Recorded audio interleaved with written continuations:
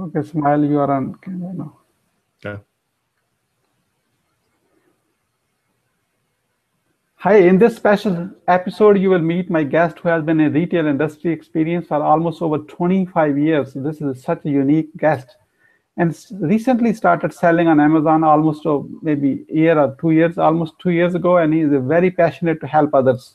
Hello, this is Mohammed Siddiq, publisher of Work From Home magazine. Today, I have a very special guest, Mark Scott Adams, founder of markscottadams.com. Thank you so much for joining me on this content-packed training today. Please join me to welcome Mark Scott Adams. Well, thank you, Siddiq. I'm very excited to be here. Mark, let me start with this. What happened? Where were you? Who you were surrounded with that inspired you to do what you do today? Well, I was very, very fortunate, I guess, in that I've been self-employed for a long time. And over all that period, I've been a merchant in brick and mortar and all kinds of different variations. And now, just as technology has evolved and the internet has evolved, it's now mostly the process and market part of it is all online. But the inspiration came long, long ago when I guess I got out of school, and was very fortunate to have a very good job with Procter & Gamble, actually the world's largest marketing company. And after a few years into that, I realized that I might have fit the suit and looked the part, but inside my heart, I was just not a corporate guy. And just ultimately, it was one of those things to where I can do this better. I don't have to wait on the bureaucracy. I can create my own bureaucracy and do this. But I just had several instances there where I just decided it was better to be on my own, to make my own rules, and to have that independence that comes from being self-employed. That's a wonderful, very, very unique background. Mark, what makes you uniquely qualified to speak on selling on Amazon? Well, I think really Amazon, when you break it down, Sadiq, all Amazon is a marketplace. I have literally built up and sold 6 different physical product businesses, everything from a chain of clothing stores to a car bumper factory to even a winery. And we did private labeling throughout all of these different products. And either I've been on the manufacturing side of private labeling, I've been on the selling side of private labeling, but over the years, I have probably created hundreds of different private label products and multiple brands having to do within that. So private labeling is nothing new. It's really been going on since the beginning of time, but Amazon is something that is so much easier than all the other renditions. When I first started out in those clothing stores, it was leases, it was employees, it was 7 days a week. It was in malls back when people actually used to go to malls, but it was a very, very difficult scenario. It was very expensive to do. But now, if you have that knowledge of trying to create a brand or trying to create a product, it's no different now going to China than it was going to another part of the United States when I started, to where when manufacturing used to really be here in this country and be prevalent, you could approach these suppliers and say, I want to do this, and tweak it and do the same thing. The only difference now is you're doing it with an email or through Skype with somebody in China, and they speak English well enough to be able to do it. So this is something long-winded way to answer the question is that 25 years into this, in one form or another, Amazon is just the latest, greatest marketplace where everybody's hanging out. So as any seller, whether it's in malls or in downtown or online, you have to be where people are and where they're buying. And that's literally what Amazon is now. Wonderful. That leads to my next question. Jim Rohn said, bigger the why, easier the how. Why selling on Amazon with your own product is so critical to achieve a greater success in your point of view? Well, I've done e-commerce before. When I was in a winery, we did all types of custom work and private labor for other people, and we would just basically take our orders online, produce the product as needed, and then send it out. That to me is fine, and that's really a very traditional business model, except that you have to be in a physical location. You have to actually produce the product. You have to put everything together. You have to deal with staff and customer service and all those things, whether it's a brick and mortar store or either just traditional online e-commerce. With Amazon, all of it's eliminated. They do all the customer service for you. They do all the shipping. They do everything. All you literally have to do is send the product to them. And to where, in say a traditional model, like in a retail scenario, you're maybe hoping for, gosh, a 10% net return after it's all said and done. Here, your net profit is pretty much the same as your gross profit because you don't have any of these other expenses. The online thing, the traditional e-commerce, yeah, you can have staff, I guess, and do all those things, but it's a constant management scenario. At least with the Amazon part of it, it's as much of a passive income business as you can have with it still being a legitimate, real physical product business. I mean, with the products and things that I do now, just the management and the reordering and keeping up with it is a 2, 3, 4 hour a month type of thing, dealing with all the products. And anything that you really want to spend time on is finding new products. But it's night and day compared to traditional retail or even e-commerce. So when you figure that where all the buyers are right now is in Amazon, they trust Amazon, the percentage you pay Amazon to be there is a fraction of what your time and effort costs are if you have a traditional location, a traditional business. So for anybody, you don't have to have the background in retail stores to appreciate being on Amazon, but right now that's the place to be. That's for sure. Yeah, wonderful. To me, the biggest reason which I found out so far by talking to many successful people just like you, Mark, is the trust factor. Amazon is the #1 most trusted site on the planet, and they have your credit card. They ship it for you like a free shipping. Your customer doesn't have to pay shipping, so everybody wins in that case. Well, an interesting statistic is that if you have the traditional e-commerce site that we've all shopped from, for every 100 people who go to their sites, the average is 1% of people buy. On Amazon, it's 13%. So you're right. That trust factor, having everything there, having the prime shipping. It's just Amazon has done such a wonderful job of conditioning people, especially with Prime, just to go in and click and order and go, and the convenience and whatever else. I mean, here in the United States, I mean, you and I are both old enough to remember when people used to go downtown and shop, and then malls came in the 70s and 80s, and it shifted buying habits. And then Walmart came in, and it became mass merchandisers, mass marketers, and now online's coming in. Things always shift, and it's just right now Amazon has all the advantages, all the things of what, as you mentioned, right for the consumer and right for the seller. And that's why everybody's gravitating to it and making money. It's right now the best model out there. Wonderful. Wonderful. What's building a business on Amazon by definition? Someone who doesn't know what is it? I'm sorry. I've had a background noise and faded out there just a second. Can you repeat that, please? I didn't hear that last question. Could you repeat it, please? What is the building a business on Amazon by definition? Well, I think building a business on Amazon is just, you can do it in a variety of ways. You'll find people who are doing the arbitrage model, which is basically going in and finding closeouts and then turn around and reselling it at Amazon for a higher price, which to me is kind of buying a job, and it's tough because when you stop working, you stop making money. So you've really got a job there, not a business. To me, a business on Amazon or anything is when you continue to get paid when you're not doing anything. The beauty of this is you can set up your product, find it, private label it, all of those things, and do the work once, and you're getting paid while you're sleeping, while you're in the shower, while you're driving, while you're watching TV, while you're doing whatever it is. I mean, while we're doing this conversation, I'll bet you somebody on Amazon is buying one of my products. So it's kind of nice to get paid while you're doing something else. And to me, that's the definitive answer of why building a business on Amazon is so important. And by its very nature, its definition it's the passive income aspect of it. So really you're saying, as Mark, is a lifestyle business, basically, So, well, that's an overused cliche. I mean, there's still some work doing it. It takes a little bit of work and effort to get going. But, for the 52 years of my life, most of that, I've been looking for that business where you just show up and people throw money at you. And this is, I don't think it really exists. However, of all the things that I've done in my life, this is the easiest to do.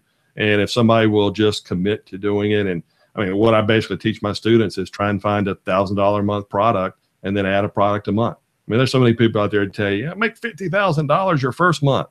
That crazy foolishness is fine.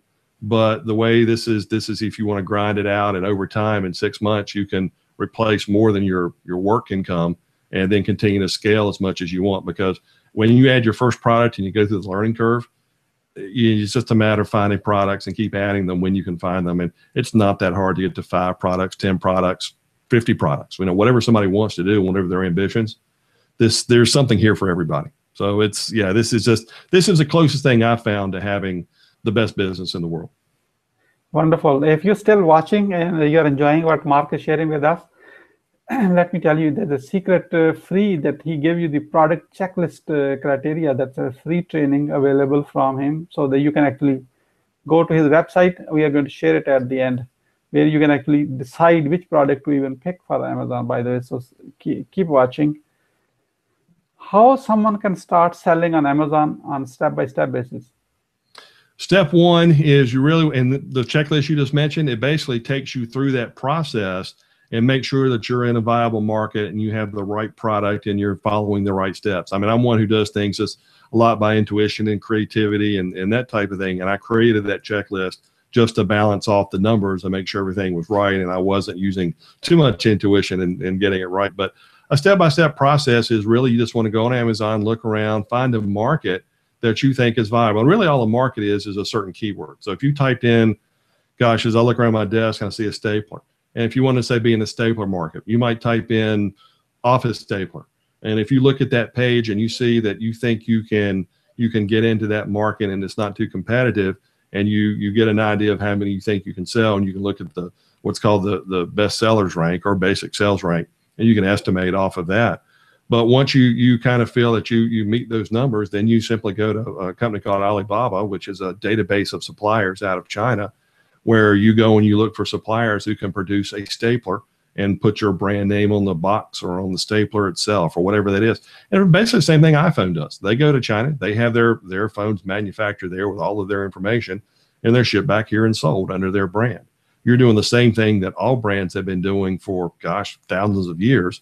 And not every brand obviously makes their own product. So that's really all that you're doing here is you're going to find somebody who make the product, and then they ship it back here to the United States or the UK or whatever country your Amazon product is in. You get it listed on Amazon, and then you get some reviews and marketing and maybe some of the pay-per-click advertising. And then that's pretty much it. It's rinse, wash, and repeat. It's not a complicated process. Pretty simple to get going.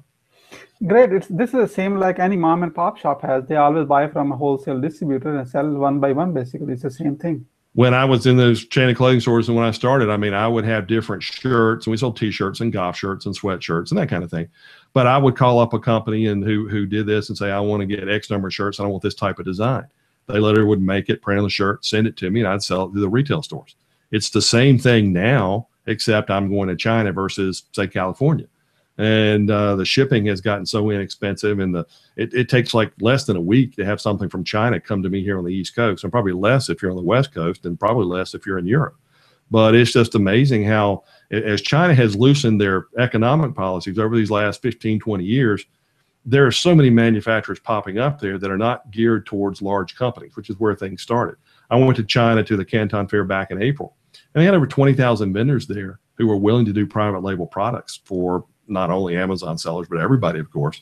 But they'll do anything from very small minimums to get you going. I mean, this is not a lot of money to get going, and they'll make it to your unique specification. So manufacturing has evolved too, where you don't have to drop $500,000 plus to get something custom made.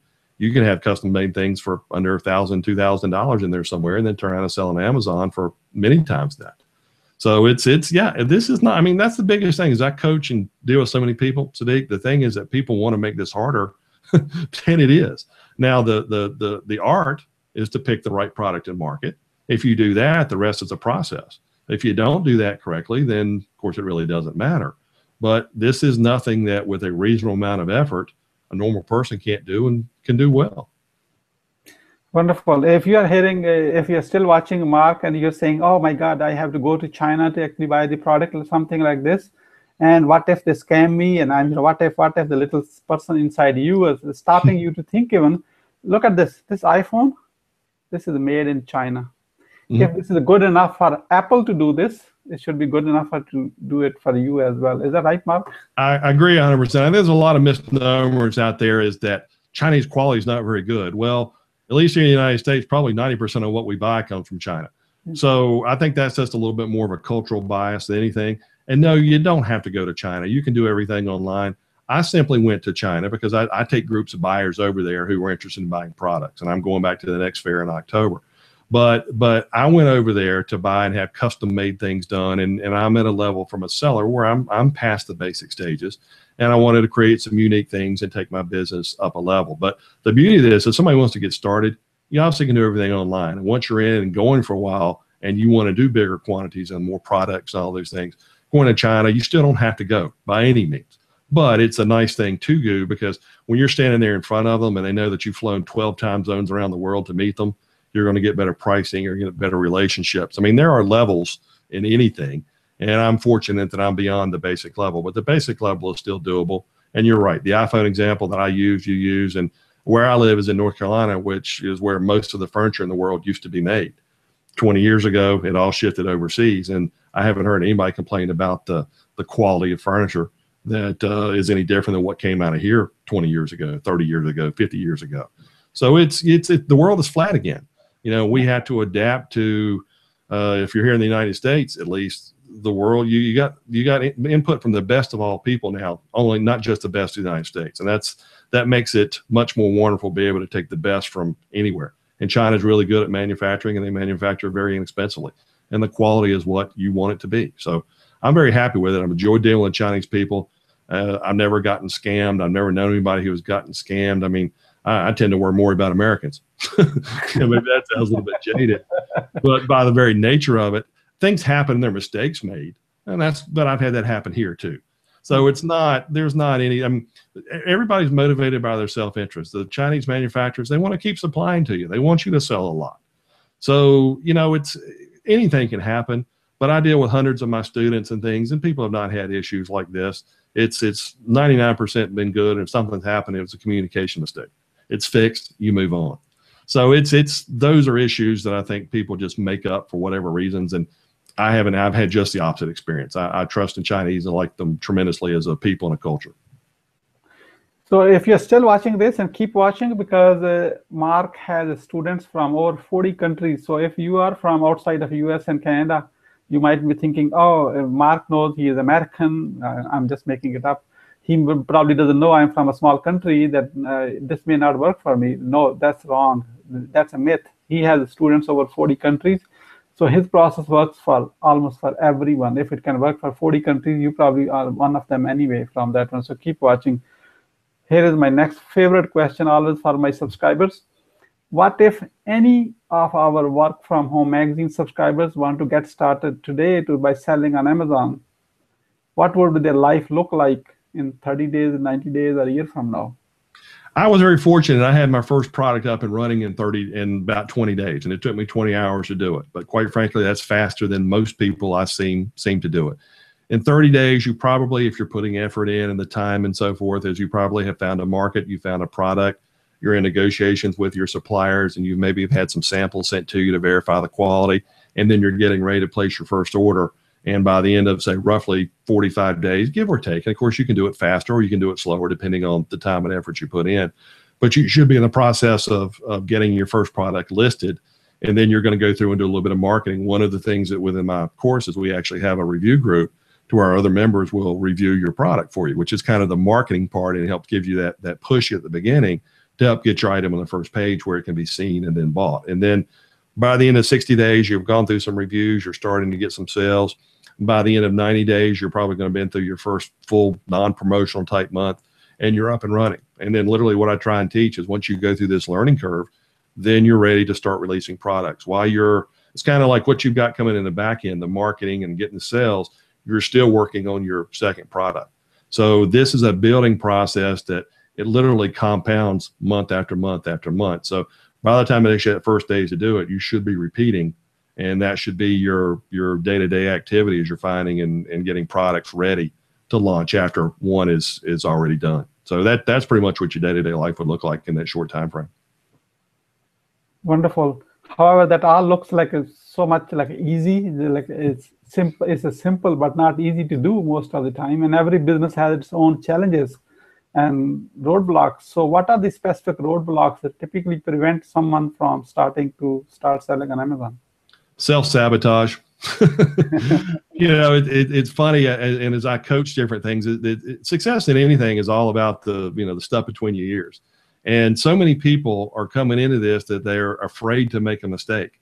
It's like they're more motivated by the possibility or the fear of failure than the possibility of success.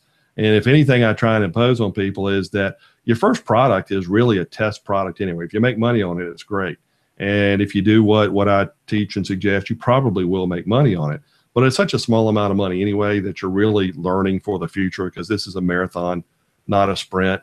But just if you look at it as, if anybody loses that $500 it takes to get started, that $1,000, whatever it takes, whatever they choose, if they're that at dire financial straits, they probably shouldn't do this.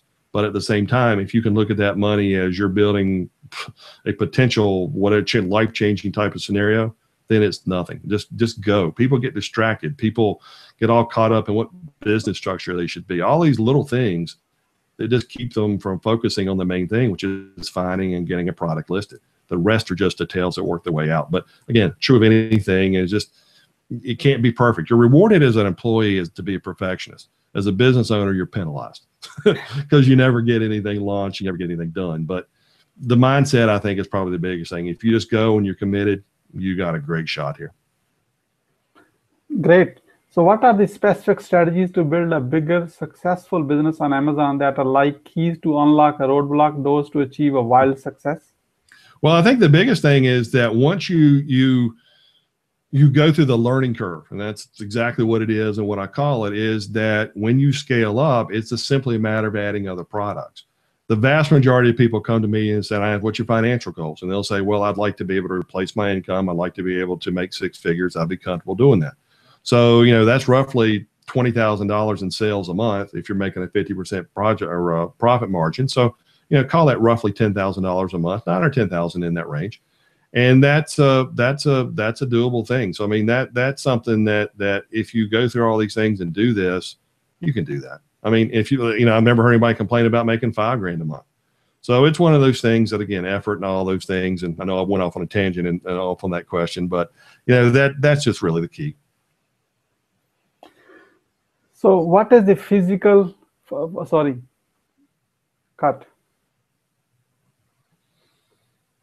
What is the first physical action step you want someone to take getting started on Amazon, selling on Amazon? Okay. All right. Well, then we'll go back in live and I'll answer that. Yeah, we are live. Okay. Well, the first physical action step is just to really, you should go through, I've got some free training you can take and go through there. You should learn as much as you can, go to some webinars, attend, learn whatever you can. And because, again, the more knowledge you have, the better. But again, there's a point where you have to stop learning and take action. But the biggest thing is go into Amazon, and the first step is find a market and product that you're comfortable with, and then find a supplier after that. The rest is simply getting it listed. So as much as that's an easy, simplistic answer, that's your first step is just, well, the first step obviously is really being committed to being successful in doing it. But the action step is to find the market and product. Wonderful. As promised, that we will give you the free product checklist, and take your cell phone out. Here's how my cell phone looks like. You already seen it. So take the cell phone out and send a text message to this number. The number is 404-418-6019. In a message, put a word MARK, M-A-R-K. It can be small letters, capital letters, doesn't matter how you type in. If you're from outside of US, then you can put a +1. This works numbers from all over the world. +1 404-418-6019. And in a message, put the word MARK. We are going to send you the product selection link to directly download the product checklist, what we promised in this interview. However, if you don't want to text to this number, you can see, I'm going to show you the website, right? markscottadams.com/free-training. However, if that's too long, just do a markscottadams.com. There's opt-in on that page where you enter the name and email. And I have seen that product checklist myself. In fact, I applied on one of the product myself, what I was thinking. And it turns out to be that was not a good product at all, what I was thinking. You know what? That's the power of, without even spending your first dime, hey, is this the right thing to do or not? Then you don't have to pick up any dud product which will not sell at all, because he has nailed it like a step-by-step process. Very, very simple. Once you read it, you're going to thank me on this one, why I picked up the product selection checklist on that. Mark, thank you so much for on that one. Thank you. What would you say as a final word? Who would like to join you on selling on Amazon and can create a lifestyle business? It is. Again, that's an overused cliche, I think, but in reality, that's exactly what it is. I mean, I do other things in my coaching and all the different things with my students is where I spend the majority of time, just because I enjoy doing that. But this is something that you still can get started while you're at work. You can get started and transition into leaving after a few months. you can do it any way you want. So, I mean, it's just, the only thing I can say is just to get started and enjoy it, because it is, it is funny. I'll come across some of my students and they'll just blatantly ask, well, I'm kind of bored. I understand why you started the group, because, you know, there's not a lot of time involved, because really all you're doing once you're set up is you're just reordering your product. That's sending an email saying, I want to order another X amount of products. So what we didn't get into and talk about is that you're never even touching the products. They're shipping directly from China to Amazon. So you can do this from the south of France, the North Pole, the you know, whatever place you want to go and do this. So anywhere in the world, from any place. So it's about as passive of an income business as I've been able to find. Wonderful. Thank you, Mark, for sharing your wisdom with us today on the behalf of Work From Home Magazine and its entire community. We appreciate you. Well, thank you very much for having me. It's been my pleasure to be here. This is Mohammed Sadiq. Wish you good luck, good sales, and I do hope our path cross again on our next hangout from Work From Home Magazine. All good wishes. Thank you.